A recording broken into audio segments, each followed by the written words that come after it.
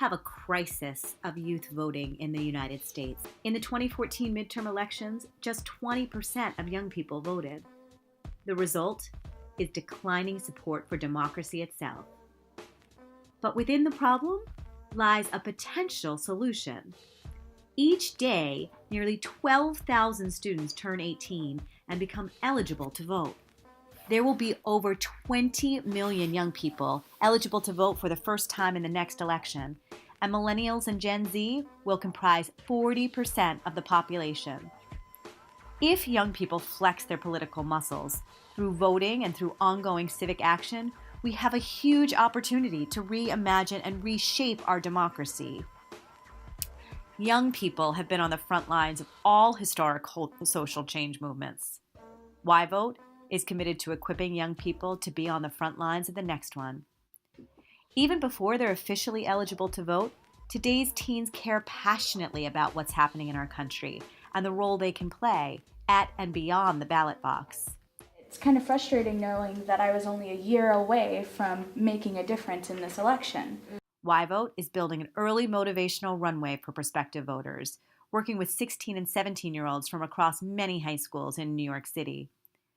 You have to analyze and break everything down and, talk about the complexities with it. Because older people tend to be okay with where they're at, and younger people aren't.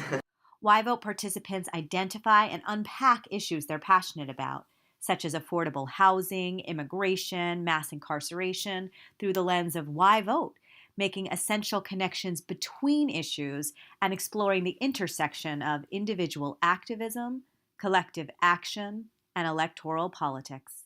I feel like my grandmother, she talks about it all the time. She's like, I don't care about this president because she's like, he can't take away what I already have. And then she was like, but he could take away what you guys can get. Why voters are analyzing key moments in history and current events to understand the difference voting makes.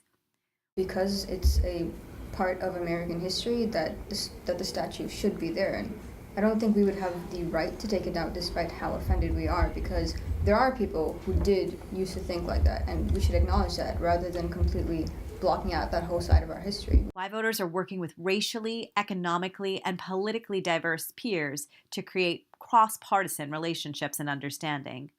How we should reach out to people in swing states. We should discuss ideas with them about how we should live, about minorities, so that they know that we are also part of America and they're not alone, and that when we vote, it's very important, and how they vote affects our lives and not just theirs. Through this, participants come to understand how vital voting is and the important role they can play in our democracy more broadly. If you show the youth that being civically involved in their communities actually creates a change, or whatever they do to be more involved in their community is actually doing something, then they'll be more inclined to vote. They'll be more appreciative of the right that they have to vote. YVote is spearheading a national 18 and 18 campaign, starting in New York, targeting the 20+ million young people who will be eligible to vote for the first time in the midterm election.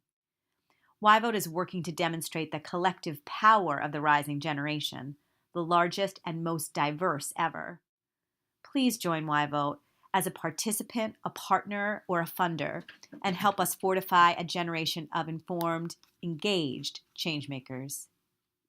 You can't tell people we're shared, but you want to force others. Yeah, I just don't like how people. It's I agree with what you're saying in terms of I don't like that even what you believe in what you.